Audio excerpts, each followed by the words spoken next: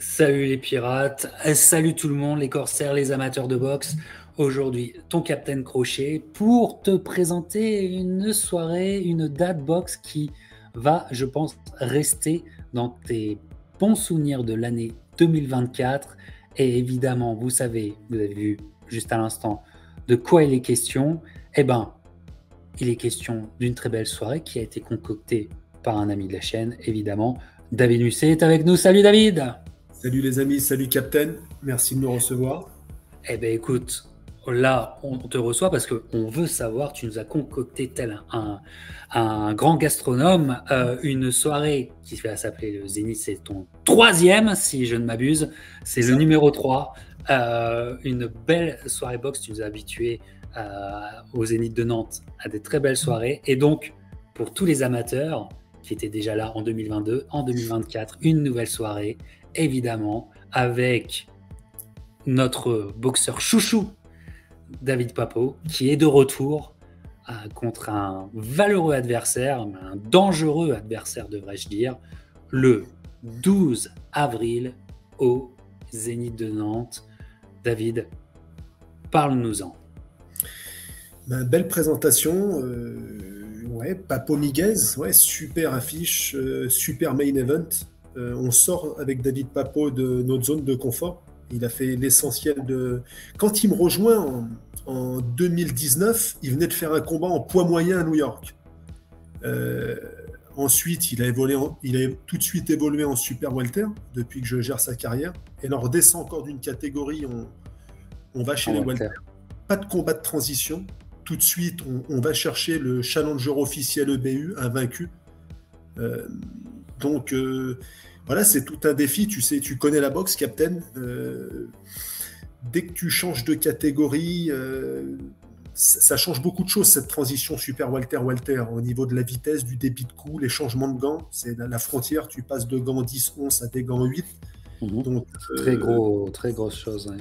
Oui, c'est un gros changement. Dans l'équation, c'est un paramètre à vraiment prendre en ligne de compte, surtout que tu le sais, toutes mes organisations, c'est avec des gants Cleto Reyes, donc des 8 en Reyes. C'est un élément qui peut avoir son importance. Et d'ailleurs, il y avait David Papo s'entraînait cet après-midi. Il a fait pas mal de leçons d'ailleurs, du Specific Box. Et pour qu'il commence à prendre ses repères et ses automatismes avec ces gants-là, l'intégralité de la séance à la leçon, c'est faite avec les mêmes gants qu'il aura au combat, avec des 8 en Cleto Reyes. Tu vois. Donc voilà, c'est des petits détails, mais qu'il n'ait pas cette découverte seulement le jour du combat. Et donc il va répéter ce genre de choses le plus possible jusqu'à la date du combat. Et ouais, c'est Miguez, pour le présenter un petit peu pour ceux qui ne le connaissent pas. Donc c'est un basque espagnol, c'est un invaincu qui a été champion d'Espagne, champion de l'Union européenne. Il est venu disputer un championnat EBU en France il y a quelques mois contre Jordi Weiss à Laval, combat qui s'était soldé par un match nul. Donc c'est une performance à l'extérieur, hein, avec un titre en jeu, un match nul. Donc on le connaît bien, c'était déjà dans la région Pays de Loire. Les fans de boxe de la région le connaissent, l'ont vu. Jordi, c'est aussi une référence pugilistique dans la région. Et c'est pour ça qu'on attend ce combat avec impatience. C'est un boxeur qui a un gros cœur, qui a une frappe lourde, qui est dangereux et qui a un gros volume de coups. Donc ça va être un combat spectaculaire. Ouais. Très grosse intensité. À n'en pas douter, un combat spectaculaire. David Papo nous avait laissé sur une impression absolument folle contre Chiquitou. Vraiment une démonstration qui est comme rarement on en a vu ces dernières années en France. Et nouveau défi, nouvelle catégorie, adversaire qui va être extrêmement compliqué. Donc c'est un petit peu ta politique, tu le fais jamais facile pour tes boxeurs. Ils doivent prouver sur le ring. Et encore une fois, David il va tout faire pour prouver. Et comment dire, le printemps est beau parce que si les choses se passent bien pour David, on peut voir de belles choses à la suite de sortir un tel adversaire. Ben, ouais, ben, tu connais ma politique, ma philosophie un peu sur le sujet. C'est la même, moi, en tant qu'organisateur, que celle qu'a David Papo en tant que boxeur et qu'on devrait tous avoir. Donc, par superstition et par pragmatisme, je ne veux jamais me projeter plus loin que le prochain combat. Parce que souvent, on me C'est demande, vrai, tiens, c'est vrai, c'est c'est quoi vrai. l'objectif? Qu'est-ce que vous voulez faire derrière? Attendez, Non, c'est faut se déjà gagné, c'est projeter. vrai. Faut se sortir de cette affaire le 12 avril. Et ensuite, il y aura le résultat brut, il y aura le contenu. Euh, Tu le sais comme moi, Captain, toutes les victoires ne se valent pas, toutes les défaites ne se valent pas. Il y aura le résultat, faudra analyser la manière. Est-ce que c'est un bon choix? Comment s'est passée cette descente de catégorie? Quelles étaient les sensations? Et finalement, les objectifs, on ne pourra les définir qu'en fonction du résultat et du contenu du combat. C'est ce combat-là euh, qui va déterminer, comment dire, la hauteur des ambitions qu'on peut avoir pour David dans cette catégorie. Donc, on ne peut pas se projeter plus loin que ce combat-là, mais il est sûr que s'il y a le résultat avec la manière, effectivement, ça va ouvrir des portes. J'ai déjà quelques idées en tête, mais par superstition, pour l'instant, je les garde dans un coin de mon esprit. Ouais, et ça va être intense déjà le 12 avril, tu as raison, c'est moi qui vois trop loin, mais ce 12 avril, bah, il va pas falloir le rater parce que je pense que le match-up, hein, c'est-à-dire c'est Styles make fight, j'ai Exactement. vraiment l'impression que, pour le public en tout cas, c'est un match-up qui va être spectaculaire puisque c'est des styles qui s'affrontent bien, qui se combinent bien.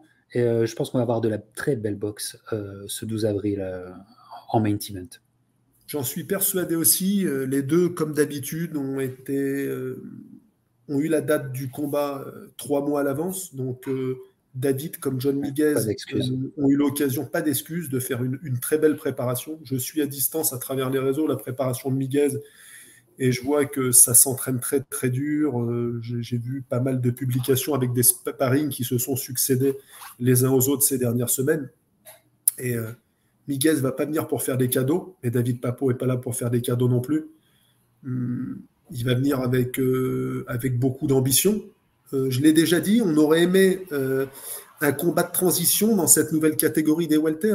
J'aurais adoré, c'était prévu il y a quelques mois que David puisse faire un combat en 10 rounds contre un bon adversaire valeureux de niveau international pour pouvoir, comment dire, voilà, ressentir de ces nouvelles sensations dans cette nouvelle catégorie. On n'a pas pu le faire et donc on est obligé tout de suite de passer sur ce 12 rounds contre ce client-là, le challenger officiel EBU. Mais je l'ai toujours dit, David, c'est un gros compétiteur qui refuse aucun challenge et qui n'a pas de temps à perdre. Donc il est ambitieux et ça passe par un combat comme celui-là. Tout à fait. Et ben, en plus, plaisir de revoir David qui s'impose aussi en tant que fer de lance. Troisième main event dans un Zénith, c'est pas anodin quand même en France. Voilà, tu sens que c'est quelque chose qui maintenant est très bien compris du public. Oui, on entend aussi bien nous dans l'équipe d'organisation que David en tant que boxeur, on a tous trouvé nos marques. C'est devenu notre deuxième maison. On se sent vraiment à domicile dans ce Zénith. Le public, il y a une croissance à chaque événement et la croissance va continuer. Même si on n'est pas sur un franco-français, c'est ça qui est très intéressant. La prévente a démarré il y a un mois et demi environ. Il reste encore 42 ou 43 jours. On est en avance au niveau des temps de passage par rapport aux préventes sur les deux premiers zéniths. Donc, c'est bien. On a créé un rendez-vous box qui est devenu un peu incontournable. Et c'est ce que je souhaitais dans le Grand Ouest de la France.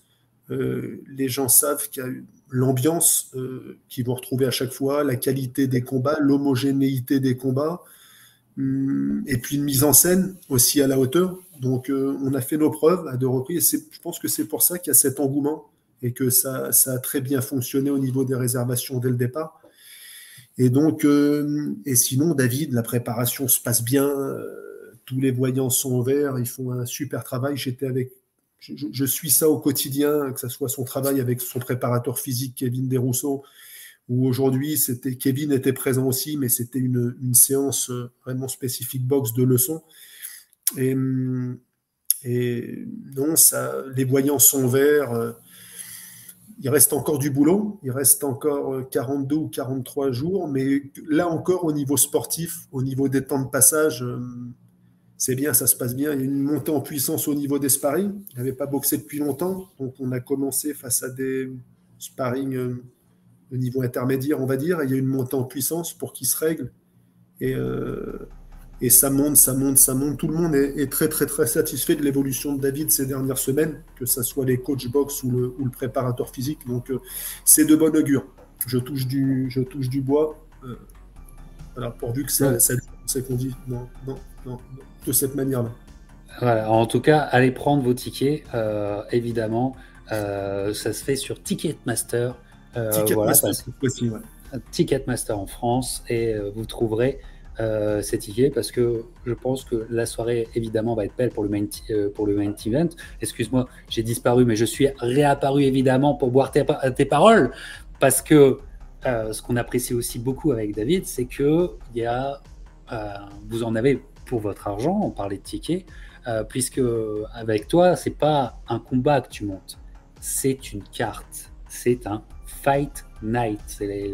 Les Fight Night du Zénith de Nantes, c'est quand même quelque chose, avec beaucoup de combats, avec des combats chacun intéressants, avec du danger, de l'excitation, de l'imprévu aussi qui peut toujours arriver, vraiment. Donc tu as cet amour, je peux dire, en tant que promoteur, tu as cet amour de la carte, et il va y avoir encore une fois du beau monde à ta soirée. Est-ce que tu peux nous parler maintenant de ce qu'on va vivre avant Papo Miguez? Bah écoute, tu l'as bien résumé. Moi, en tant que fan, avant d'organiser en tant que spectateur, le genre de combat que je réclamais, souvent ce que je reprochais dans les grandes soirées boxe, c'est qu'on avait un main event, et derrière, sur la fight card, souvent des combats assez déséquilibrés, des prospects français face à des faire-valoir. Je trouve qu'on a trop vu ce genre de carte avec des combats sans émotion, sans saveur. Moi, c'est pas ma marque de fabrique. J'ai toujours dit que la boxe est le plus beau sport du monde quand on réunit sur un ring face à face deux boxeurs qui sont du même niveau et qu'on leur place face à face. En revanche, c'est un sport qui peut être le plus laid du monde si on met sur le même ring deux personnes qui n'ont rien à faire sur le même ring. Un affrontement trop déséquilibré, c'est même quelque chose d'embarrassant, de gênant. Donc ça a toujours été, moi, ma manière d'envisager ce sport. Et j'essaie de construire des cartes impronosticables. Alors que comment dire, c'est peu fréquent en matière de fight card. Et j'ai toujours préféré, par exemple, voilà, un combat homogène, un vrai combat. D'ailleurs, on est dans un sport de combat. À partir du moment où c'est trop déséquilibré, pour moi, on n'est plus dans le sport de combat. On est dans la séance de sparring public, et on n'organise pas dans des zéniths pour organiser, pour moi, pour monter ce genre de combat. Et donc, tout le reste de la carte est constitué de combats qui vont être extrêmement équilibrés, extrêmement difficiles à pronostiquer, assez imprévisibles. Donc, il y a notamment le combat qui suscite beaucoup d'enthousiasme entre Loïc Tajan, aka le Joker, et le Breton Thierry Lecouvio. Combat, Loïc évolue normalement en poids coq, Lecouvio en super coq, et ils se sont mis d'accord tous les deux pour se rencontrer à un catchweight à 54,5 kg. Et ça, c'est un combat qui est complètement imprévisible. Tout à fait. Et ce qui est fascinant, c'est que quand je discute avec les deux teams respectives, les deux sont sûrs de leur coup. Le clan Lecouviour, c'est Willy Lecouviour qui s'occupe de son fils Thierry, qui l'entraîne. Ils connaissent bien Loïc Tajan, ils l'ont vu boxer, connaissent ses forces, pensent avoir cerné des choses à exploiter, des limites, et ils sont sûrs d'avoir les clés de l'équation. Et du côté de Loïc et de son coach Jean-Michel Vincent, c'est exactement la même chose. Ils ont observé Terry Lecouvreur, ils pensent le connaître et ils pensent qu'ils vont pouvoir, comment dire, dominer cet affrontement-là. Donc, ça va être un combat avec beaucoup de générosité, beaucoup de cœur des deux côtés, et complètement imprévisible. Un combat qui va avoir un arrière-goût des îles britanniques, comme je l'avais écrit. Donc, C'est très vrai ce que ça tu va dis. ressembler à ça, mais je me réserverais bien d'établir un pronostic parce que c'est très, très compliqué. Beaucoup m'en parlent, même des boxeurs professionnels qui ont eu l'occasion de mettre les gants avec les uns et les autres. Et, et c'est vrai que j'entends absolument tous les pronostics concernant ce combat. Alors faites attention, vous qui nous écoutez, parce que ce qui est souvent le cas avec les soirées organisées par David, c'est que la carte et ce plaisir qu'on a d'avoir la carte, parfois, peut voler la vedette. Peut voler la vedette. Donc, un conseil, ne soyez pas en retard. Ne soyez pas en retard le 12 avril au Zénith, ne soyez pas en retard pour ce combat. Mais c'est pas le seul, David. C'est pas le seul parce qu'il y a du talent français qui sera aussi là. Parle-nous-en. Oui, tout à fait. Bah, déjà, j'aime bien. Il y a un noyau dur des garçons qui sont presque là chaque fois, comme David Papo, Loïc Tajan, Johnny Bertin ou Benjamin Dubois, qu'on fidélisait, qu'on développait un public. Quand j'organise au Zénith avec eux, j'ai des garanties. Je sais qu'à partir du moment où je les mets à l'affiche, chacun a son contingent de supporters. Et donc, au niveau des risques financiers, je me borde. Déjà, j'assure mes arrières avec leur présence. Et puis, c'est des garçons voilà, qui mettent du cœur, qui ont des qualités, qui sont généreux, qui sont authentiques. C'est ce genre de boxeurs qu'on aime voir évoluer. Et j'aime aussi toujours présenter. Il faut de la nouveauté aussi. Il faut à la fois de la fidélité, des visages connus, et puis des nouveaux visages que le public, le faire découvrir à notre public. Et c'est dans ce sens-là que je suis heureux de présenter pour la première fois dans l'ouest de la France Sampras Toutain, Voldy alias Sampras, qu'on a vu dernièrement sur Canal+, qui était en sous-carte du combat de Yoka Meri à Roland-Garros. Qui a passé un énorme KO à son adversaire. Exactement, c'est le frère de Kawai Toutain qui avait démarré sa carrière sur les chapeaux de roue, boxeur très spectaculaire, qui était très prometteur, qui malheureusement semble avoir pris du recul avec la boxe. Il est encore jeune, peut-être qu'il reviendra un jour. Mais le frérot est tout aussi spectaculaire, j'ai l'impression.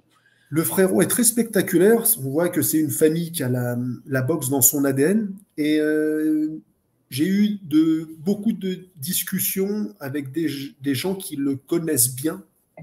Et j'ai beaucoup discuté avec Joseph Germain qui l'entraîne. D'ailleurs, ils vont venir passer quelques jours, Joseph Germain et Sampras, du côté de chez nous, certainement le week-end du 15 et 16 mars. Ils vont venir un peu tourner, un peu faire du sparring, on va passer un peu de temps ensemble. Il y a des opérations de communication avec des conférences de presse qui sont prévues, on va faire les photographes, on va faire un peu de vidéos pour les teasers, les bandes annonces. Donc c'est bien qu'ils viennent, on va joindre l'utile à l'agréable. Joseph Germain m'a beaucoup parlé de lui, et des amis intimes à moi qui le connaissent bien, et ils m'ont dit que c'était un garçon qui, très stable, très équilibré, la tête sur les épaules.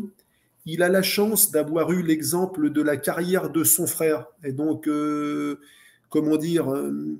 il évitera peut-être certaines erreurs commises par son frère, et donc, cette expérience-là va beaucoup lui servir. Son frère était très talentueux et lui, il l'est aussi. Et peut-être, c'est vrai, quand tu entres dans le vedettariat parisien, son frère, Kawai, a été exposé très jeune. Ses combats ont été télévisés tout de suite, ses premiers combats pro sur Canal+. Donc, tu deviens vite une starlette de la boxe et du sport, tu es médiatisé tout de suite. Et à Paris, c'est dur de résister à toutes les tentations de sortie, les sirènes de la nuit parisienne. C'est compliqué pour tout le monde. C'est compliqué pour les footballeurs, mais c'est compliqué pour les boxeurs. Et donc, c'est pas facile tout ça, mais apparemment, son frère a retenu un peu les leçons de tout ça, et c'est quelqu'un qui a l'air très sérieux, très stable dans sa préparation, dans ses entraînements. Donc, On a hâte de le voir sur le ring le 12 avril prochain. Hey, Captain. Ouais. Ah, excuse-moi, T'as encore disparu. j'ai encore disparu. Je ne sais pas ce qui se passe. L'Internet est contre moi aujourd'hui, contre vent et marée. J'ai l'impression d'être un navigateur de Nantes, là. Et ça va pas du tout. C'est revenu, c'est le principal. C'est revenu. Je ferai un petit montage pour que ça soit moins désagréable pour vous, les amis, évidemment. Mais ouais, tout un est là. Et c'est bien de voir une continuité après la très bonne impression qu'il a laissée à Roland Garros. Tu as raison de le dire, vraiment. Mais il n'y aura pas que lui, il y a aussi encore un autre combat qui va soulever de l'intérêt, David. Tous les combats derrière vont être Bien très sûr, très homogènes. On a un garçon qui est invaincu dans l'équipe, dont je gère la carrière depuis le début, qui s'appelle Johnny Bertin, qui est un super welter, très puissant, style très rustique, mais boxeur à l'ancienne, et qui va affronter un ancien champion de France 2022, en la personne de Moussa Gari. Et donc, pour son 11e combat professionnel, rencontrer un ex-champion de France, c'est bien, c'est un passage quasi obligatoire, donc ça va permettre de... Il est devenu élite 1 depuis quelques mois, donc il vise le championnat de France le plus rapidement possible, ça va être un bon test pour lui. Même chose pour Benjamin Dubois, qui va affronter Romain Couture, qui est originaire de Dreux, je crois, qui a été 3 fois challenger au championnat de France. Et Couture a toujours fait jeu égal contre les meilleurs de la catégorie en France. Donc c'est la même chose sur le papier. Les gens qui ont pris connaissance de ces combats-là me disent « Oh là, tu les mets dans le dur, ça va pas être facile ». La plupart des pronostiqueurs pensent que... C'est ta marque de fabrique. Hein. Ouais. La plupart des pronostiqueurs voient pas du tout Dubois favori contre Couture. Ils disent que là, beaucoup me disent « Ah là, ça va être compliqué, ça passera pas ». Mais... Benjamin, garçon sérieux, garçon sur qui on peut compter, qui est parti qui est encore en stage en Angleterre, à Londres avec son coach. Ils ont fait pas mal de sparring. Son coach est très très content de son évolution. Il prépare ça bien. Et donc, il met tous les atouts de son côté. Et il sera chez lui. C'est un garçon qui est originaire d'un quartier de Nantes qui s'appelle les Dervalières, qui se trouve à 200-300 mètres du Zénith. Donc, oh là là. Pour un jeune on a la maison là. Oui, c'est un des jeunes boxeurs français les plus suivis. Il y a peu de gens en France qui ont un noyau de supporters, hormis ceux qui sont à un niveau international. Mais je veux dire, pour un garçon qui vise un titre national, avoir un tel noyau de supporters aussi virulent, c'est pas si fréquent que ça en France. Donc, ça mettra de l'ambiance. Il va y avoir une ambiance incroyable entre l'ambiance des locaux. C'est un chauffeur.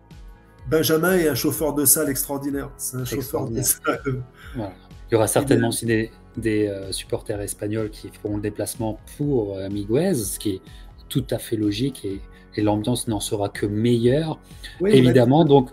On a déjà des réservations du Pays Basque parce qu'il est du Pays Basque et il y a des vols Bilbao-Nantes très régulièrement et qui sont pas chers du tout. C'est 80, 90, 100 euros l'aller-retour. Donc, oui. Il y a déjà des gens qui ont pris leur billet. Et, oui, il y aura quelques Basques espagnols aussi. Voilà, l'ambiance va être folle encore une fois. Et il nous tarde d'être ce 12 avril au Zénith de Nantes pour le 3e Zénith que nous concocte David. Les 2 précédents nous ont ravis, c'est peu de le dire. Vraiment, donc on attend ça avec impatience.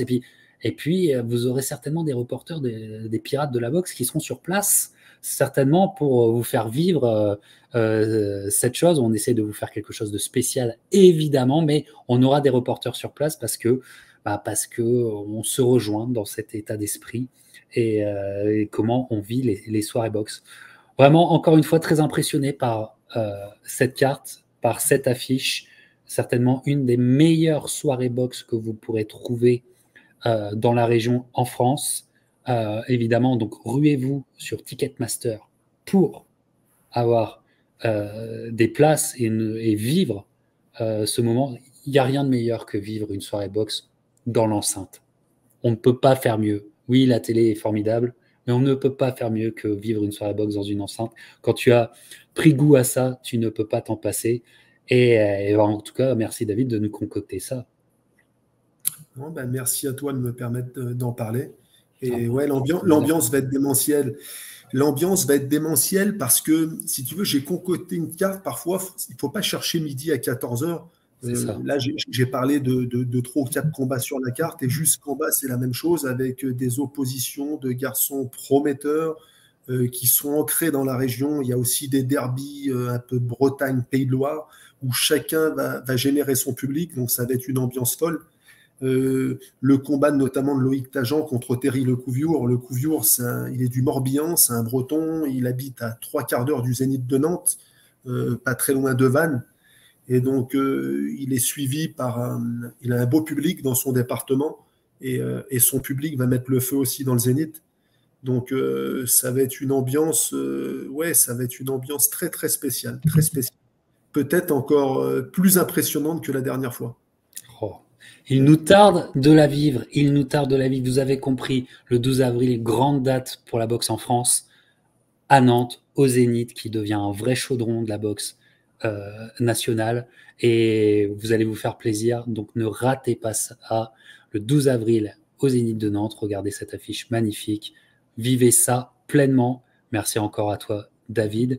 Et nous, Merci. on se rejoint bientôt pour de nouvelles aventures boxe. Et surtout le 12 avril. Portez-vous bien. Ciao! Ciao les amis.